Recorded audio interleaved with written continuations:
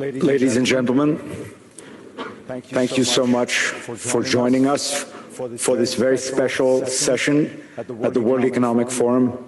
We have had many extraordinary conversations here, but I think this one is going to be truly special. We have an address by a world leader and then a panel of world leaders to discuss what is really the central issue in the world today, which is Russia's war on Ukraine, the West's response, the world's response, and where that will go. To start us off, you know, they sometimes say there are people who need no introduction. I think that this might be the definition of such a person, but I think there's another definition that comes to mind. I think that in years to come, when dictionaries are trying to decide how to describe and define the word courage, they might say such a quality as President Zelensky of Ukraine demonstrated during the Russian invasion of his country.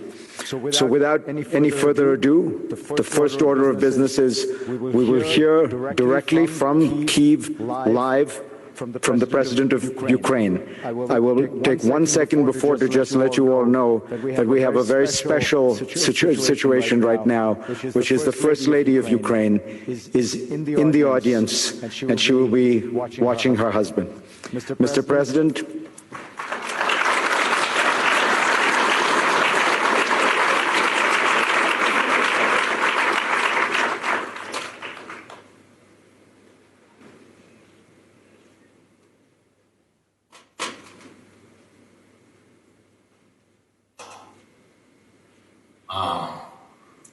ladies and gentlemen, 10 hours ago, a tragedy happened near Kyiv. The helicopter crash claimed lives of the Minister of the Internal Affairs of Ukraine, his colleagues, and helicopter crew when it fell near a kindergarten. 14 of Ukrainian families lost their loved ones today, and many more families are losing daily because of the war. And I shall ask you to honor the memory of every person Ukraine has lost with a minute of silence, please.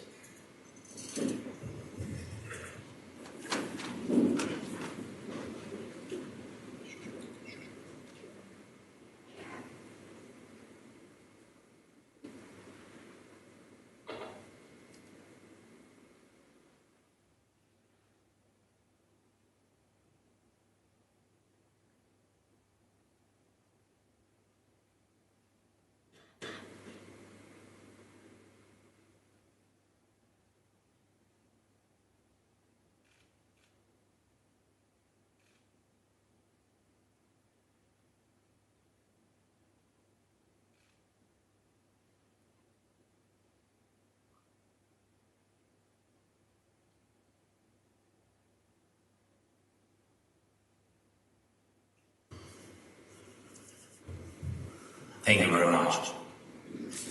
Thank you. Thank you for this minute. Only 1 minute, but it keeps the memory about so many people. Ukraine lives thousands of such minutes, including 3 minutes on January 14. 3 minutes. The time it took for a Russian missile to travel hundreds of kilometers, hit a residential block in Dnipro and kill at least 45 people. 45, and that's children, 45. My address will be short, about the time we are short of, about small minutes, about years made of these minutes. 3 years ago I spoke at Davos for the first time in person. The topic was how to build a cohesive and sustainable world. I'm talking online now. And the topic is how to cooperate in a divided, fragmented world. Conclusions, they are obvious. The world cannot keep the pace with changes and challenges. The list of crises, global security, environmental, food security, energy ones, needs to be amended with another one, the time crisis. The list of calls for decisive, efficient joint actions needs to be expanded with one more, the call for speed, the speed of decisions making, reaction of the civilized world. Tragedies are outpacing life. The tyranny is outpacing the democracy. Russia needed less than 1 second to start the war. The world needed days to react with first sanctions. The time the free world uses to think is used by the terrorist state to kill. Ukraine and its allies have been resisting it for almost a year. This period proved all our prompt actions brought positive results. The opening of European borders for Ukrainians, the Green Deal, the energy unity. Together they saved millions of lives. And not only in Ukraine. It is not only Ukraine, but the whole world needs exactly this pace of decisions and actions. The world was hesitant in 2014 when Russia, without hesitation, occupied the Crimea. The world was hesitant in 2022 when Russia, without hesitation, made the war full scale. The world must not hesitate today and ever. When the evil seeks revenge, the world needs resolve and speed. Russia is exporting terror. Russia is spreading the strain of the war across the world. Ukraine offers the world a peace formula. Please, 10 steps that the world must make faster than Russia makes its new moves. Mobilization of the world must outpace the next military mobilization of our joint enemy. The supply of Ukraine with air defense systems must outpace Russia's next missile attacks. The supplies of Western tanks must outpace another invasion of Russian tanks. The restoration of security and peace in Ukraine must outpace Russia's attacks on security and peace in other countries. A tribunal for military crimes must prevent new ones. The expansion of NATO and the EU must outgo the spread of the Russian aggression. We routinely defend values which some of the allies take for granted as a fact of life. For us, the fact of life is the world in need of resolute and prompt steps. Ladies and gentlemen, 3 years ago was my first time at the WEF. It was the time when the world was fighting COVID-19. It fought and won.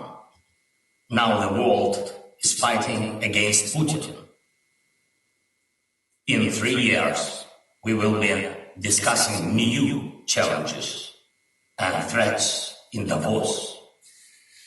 What will this mean? It will mean we will definitely overcome the current threat.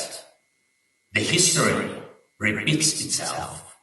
At first, the world either fails to notice or underestimates a threat.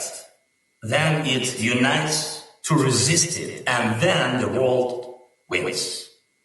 Every time, the same outcome.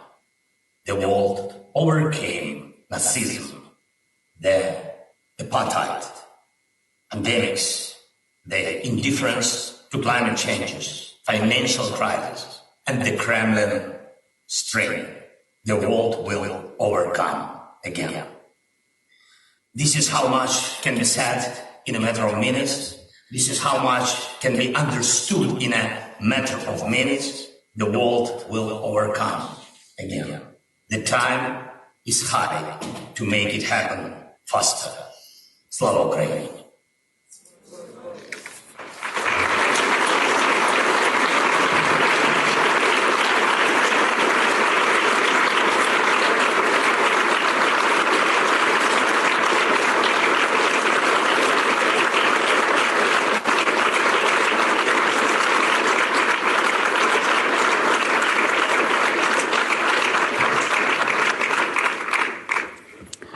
Mr. President, thank you so much for that moving address.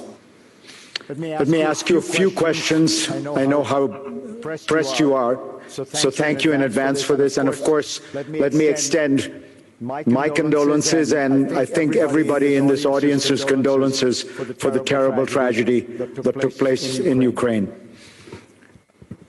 In November and December, the world watched with amazement as Ukrainian forces liberated one town and city after another. It seems now as though the war has moved into something that looks more like a stalemate. Can you tell us what the war looks like to you on the front lines right now?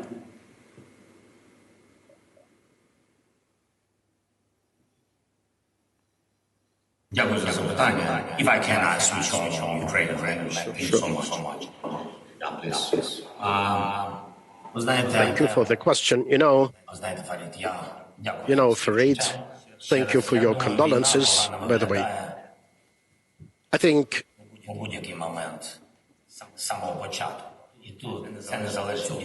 the war doesn't look good. It has not been good since the beginning, and really in winter time it slows down for known and understandable reasons. Everyone gets tired, the nature, the people, and thanks God, the enemy too. How it looks? It looks as follows. Daily odds fights in the east of our country. We are standing strongly, resolutely. I am thankful to all of our warriors, the living ones, the ones that we've unfortunately lost for their bravery. It's very important to know that we are strong, not just in the east of our country where it's really hard, but we are also strong inside the nation, inside our state. We are united, we are mobilized because we are motivated. It was not us who started the war, but it is us who will have to end it on our land, having it deoccupied, with due respect to our people and our sovereignty. As regards other parts of our nation, the south, the north parts, we do control the situation, and definitely the processes have slowed down a bit for a variety of reasons. And it is not just about us keeping united inside the country. We need to have the whole world united around our joint values. And because of that, we truly need to continue with that support of Ukraine, to continue with supplies of necessary ammunition that we require to gain the victory over the enemy on the battlefield. We also need the financial support, and I'd like to thank all the nations, the European Union, for the support of our budget deficit, and they're continuing to support us this year.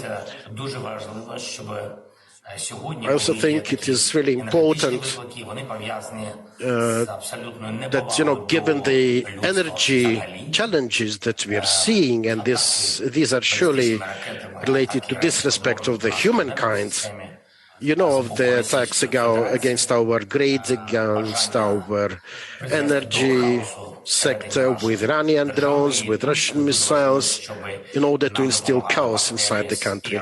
Because of that, we definitely need assistance from our partners with a defense system. Lots of these. I know this is a deficit, but I'd like to thank many countries worldwide for their assistance, also with alternative energy connectivity solutions. From what it looks like now, Russia intends to get this revenge, and we think that they won't succeed because they're fighting not just Ukraine, but the whole civilized approach towards life. Thank you. Yesterday in Davos, Henry Kissinger suggested that while Ukraine must be supported, and in fact he came out in favor of Ukraine's membership in NATO, there must also be a dialogue with Russia, because Russia must be a part of the global order. You know Russia very well, you speak Russian fluently. What are your thoughts on Russia's place in the world?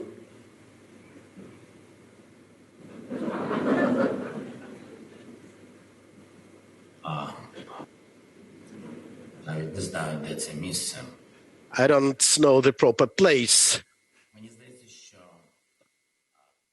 for it. I think that Russia has already earned a place among terrorists, and this no longer depends on their leadership. No, I think their leaders are no longer affecting the development of Russian Federation, its culture, and so on. Everything depends on the strength of Ukraine, its support by the partners, the political support from the world, as well as from the Russian society. They have to open their eyes if they want to see the future of the Russian Federation with their eyes. They will have to recognize their own mistakes, they will have to recognize the UN statutes, and they will have to really respect our territorial integrity. I'm really glad to hear that Mr. Kissinger changed his mind. Our priority today, our political task today, is to see that different political leaders and figures, those who are still very relevant or have been relevant until recently, for them to be able to recognize the great mistake that Putin committed, for them to recognize this is Russia's aggression. These moments, it is very important for them as well to politically pressure on Russia to stop this bloody aggression. As regards NATO, we clearly understand that security guarantees are among the top priorities for us. Speaking of our formula for peace, it is among the 10 priorities. You don't understand that at the moment we are not in NATO yet. Unfortunately, Russia does understand this as well, and they do their damnedest to not make it easier for us to join. But we are on the way towards NATO because NATO is the best security guarantee for us, for our country, for our kids, for our country. So we have suggested security guarantees for our nation, and we think that the civilized world is going to support our proposals. Finally, Mr. President, the accident, the helicopter crash, we think was an accident, we hope it was an accident, but it did raise in my mind, and it of course must have raised in your mind, the question of your own safety. Do you feel that there are still ongoing active threats that are increasing? Do you worry about your own security every day?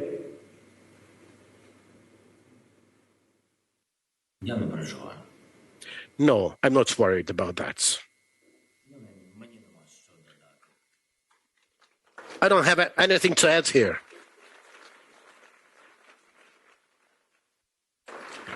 Well, you said it. You said it once. You don't need a ride. You need ammunition, right?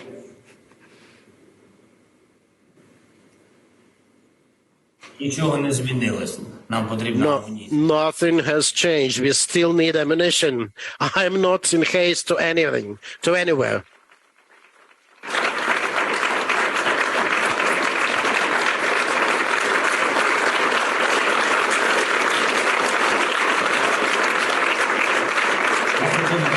Тільки додати, якщо можна. Just to add with your permission, you said accident. I'd like to tell you that because of the war experience that I have now, my society has now, this is not an accident because it has been due to war, and the war has many dimensions, not just on the battlefield. There are no accidents at wartime. These are all war results, absolutely. All those steps, everything happening, missiles striking our civilians, our kids being killed in kindergartens, at schools. Someone might try to spread information that it was us who had our own civilians at the crosshairs and they were just wanted to hit some power block and that's just a mishap. This is different. Just empty words. Every individual, every death is a result of the war. Mr. President, thank you for your time. You've been very generous. Best of luck.